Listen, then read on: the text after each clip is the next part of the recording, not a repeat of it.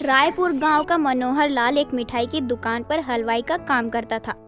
उसकी पत्नी रत्ना और 3 बेटे थे, जिनके अच्छे भविष्य के लिए मनोहर लाल बहुत मेहनत किया करता था, जिसके चलते वो अपनी पत्नी पर ध्यान नहीं दे पाता था। एक रोज उसकी पत्नी अचानक बीमार पड़ जाती है।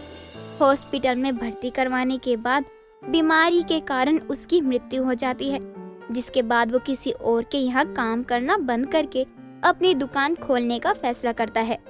बात एक रोज की है, जब वो दुकान पर बैठा अपनी स्वर्गवासी पत्नी की तस्वीर से बातें करता है।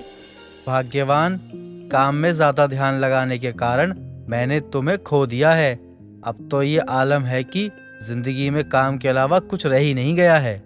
अच्छा जी, और तीनों बेटों की शादी क्या पड़ोसन वाली बुढ़िया से करवाओगे? रत्ना, तुम बोल रही हो कैसे?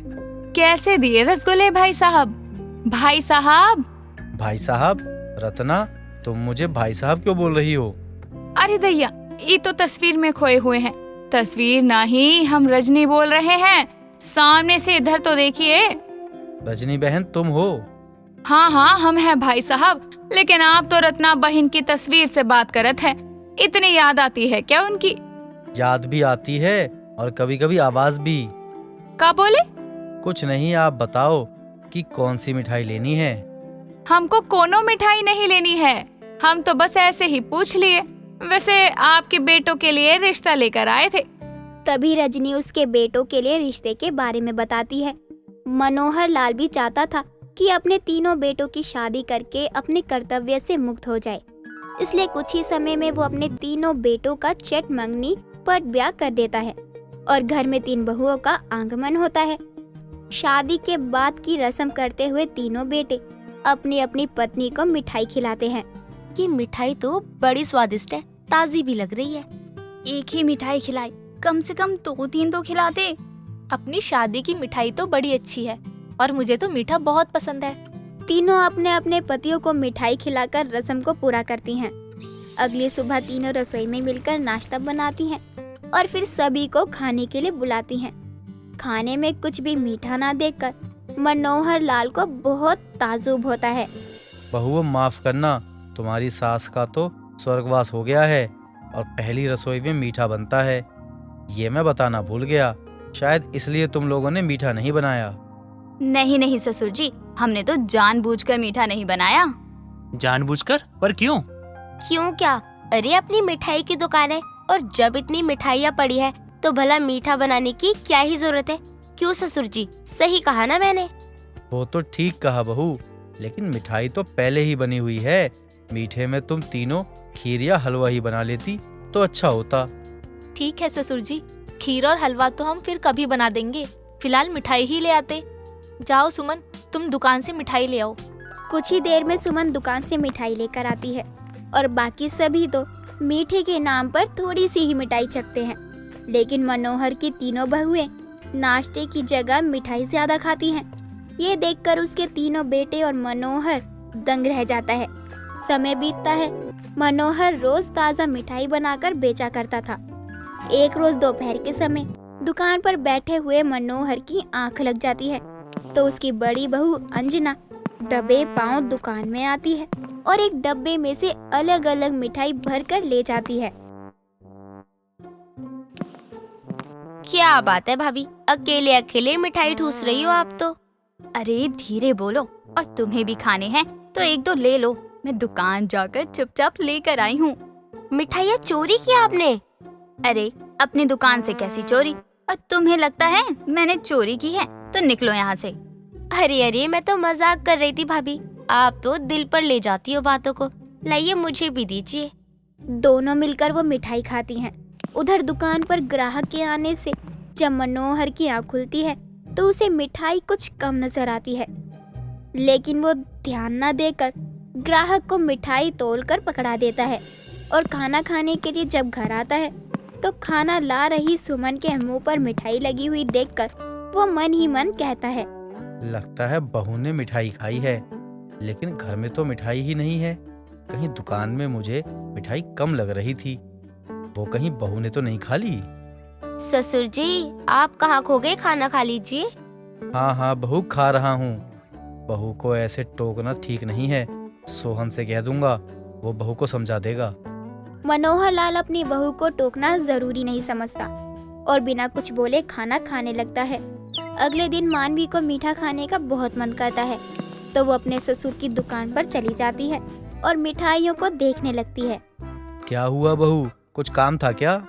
नहीं तो ससुर जी, मैं सोच रही थी कि आप कैसे अकेले मिठाई की दुकान संभालते होंगे। आपको कोई मदद की जरूरत नहीं पड़ती क्या? नहीं बहू, बहुत समय से दुकान अकेले ही देखता हूँ और अब तो आदत सी हो गई है। अब ससुर जी को क्या कहूँ कि मुझे मिठाई खाने का मन कर रहा है। मिठाई दे दो। एक काम करती हूँ, इनसे कहती हूँ कि एक दिन मैं दुकान संभाल लेती हूँ। हाँ। इससे पहले कि मानवी कुछ कहती, पड़ोस का एक आदमी भागा भागा वहाँ आता है और किसी काम के चलते मनोहर खुद ही मानवी को थोड़ी देर दुकान संभालने के लिए कह जाता है। अब मानवी दुकान में जाकर तरह तरह की मिठाइयाँ देखकर खुद को रोक नहीं पाती और मिठाइयाँ खाने लगती है। कुछ ही देर में दुकान के सामने से गुजर रही रजनी मानवी को चोरी छिपे कुछ मिठाई डिब्बे ले जाते हुए देखती है। अरे मोरी मैया, मनोहर के बहू तो अपनी ही दुकान से मिठाई चुरात है। कुछ देर में जब मनोहर दुकान पर वापस आता है तो कुछ मिठाइयों को गायब देखकर सोचता है कि बिक गई होंगी, लेकिन तभी वहाँ पड़ोसन रजनी आती है और उसे मिठाई चोरी की बात बताती है। तो मनोहर हैरान रह जाता है और शाम को घर जाकर अपने बेटों को इस बारे में बताता है, जिसके बाद उसके तीनों बेटे अपनी अपनी पत्नी को समझाते हैं। तुम भाभीियों के साथ मिलके मिठाई चुरा के खाती हो, ये अच्छी बात नहीं है। पिताजी क्या सोच रहे होंगे तुम तीनों के बारे में? क्या पिताजी को पता है कि उनकी तीनों बहुएं मिलकर मिठाई चुरा कर खाती हैं? जब चोर एक नहीं तीन हो, वो भी हमारे घर के अंदर, तो चोरी उनकी कब तक छुपी रह सकती है? सुमन ये बात जाकर घर की बाकी दोनों बहुओं को भी बताती है, लेकिन उन्हें इस बात से कोई फर्क नहीं पड़ता और वो आए दिन मिठाइयाँ चोरी करके खाया करती। इस कारण बेचने के लिए मिठाई कम पड़ जाया करती, जिससे मनोहर लाल परेशान हो जाता है। तभी पड़ोसन रजनी उसे एक तरकीब बताती है। अगले दिन मनोहर दुकान पे ना जाकर घर पर रहता है, तो तीनों बहुएं खुशी खुशी दुकान पर मिठाई खाने पहुंचती हैं। तो देखती हैं कि वहाँ कोई आदमी बैठा होता है। ये ससुर जी की दुकान पर कौन बैठा है? बैठा होगा ससुर जी का कोई चमचा। हमें क्या, हम जाकर मिठाई खाते हैं, दुकान तो हमारी है। अरे ये तुम क्या कर रहे हो? तुम्हें ससुर जी ने यहाँ बिठाया है ना, तो चुपचाप बैठे रहो। वो क्यों मन्ने दुकान पे बैठने हो कहेगा? मैं खुद यहाँ बैठू सु बेचने के खातिर। वो बात ऐसी से मनोहर ने मन्ने दुकान बेच दी है, इसलिए ये दुकान मारी है। क्या? तीनों बहुएं ये सुनकर हैरान हो जाती हैं और सीधे घर पहुंचती हैं और दुकान बेचने की बात अपने अपने पतियों को बताती है। तो उसके बेटे दुकान बेचने का कारण पूछते हैं, जिसका जवाब देते हुए मनोहर कहता है, बेटो बहुओं, देखो मेरी उम्र हो चली है, तो ज्यादा काम मुझसे हो नहीं पाएगा, इसलिए मैं अपनी मिठाई की दुकान को बेच दिया। पैसे भी बिकती कम थी, चोरी ज्यादा होती थी। ससुर जी हमें माफ कर दीजिए। अपनी बहुओं की बात सुनकर मनोहर लाल मंद मंद मुस्कुराता है और अपनी दुकान फिर से चलाने लगता है, जो कि उसने कभी बेची ही नहीं थी। बेचने का नाटक किया था ताकि उसकी तीनों बहुएं मिठाई चुराकर खाना छोड़ दे। इस तरह मनोहर लाल अपनी तीनों बहुओं को अपनी सूझबूझ से समझाता है।